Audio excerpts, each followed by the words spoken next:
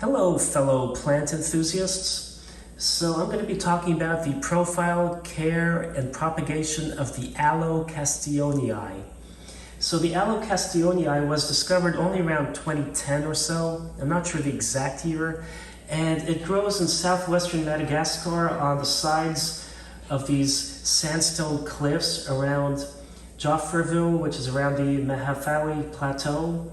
They're found roughly 300 to 800 feet high in altitude or elevation, and they're quite rare. The original population has never been seen since its discovery, but you are starting to see them a little more in cultivation, even though they're still quite rare for an aloe. And when grown in really bright light, the spikes will have red tips on them and they look kind of nice. They only get a few inches tall. This is about as tall as they get. So just compared to my hand. And they do typically will fall over and form nice rosettes and branch in a viney-like fashion. They do like bright light and dry conditions.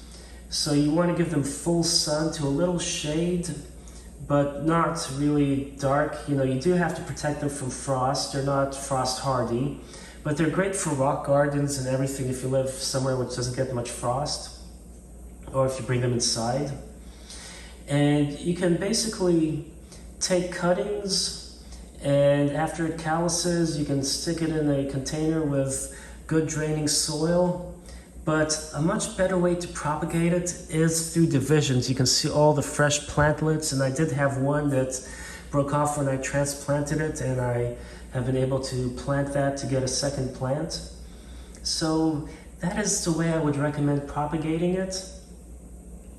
And you do want to basically plant them like with bright light, give them enough water, but let it dry out between waterings. I typically neglect this plant and it's been doing well. You know, I go weeks between watering. I mean, it is a succulent, and I do have it in well-draining soil. And it does come in a smooth leaf variety as well, which has fewer spikes. But when you don't have, like I have this growing on a west-facing window which got direct sunlight in the afternoon. But typically the pictures I find online show more of reddish in them than this kind, but I like this bluish greenish color or grayish green color. And I like the way it looks in the cream colored terracotta pots that you can find in some nurseries. Now they recommend fertilizing during the growing season. I really haven't done much fertilizing, but the reality is since they grow on sandstone cliffs, I mean, how fertile are those cliffs? You know, but you can boost their growth with fertilizing.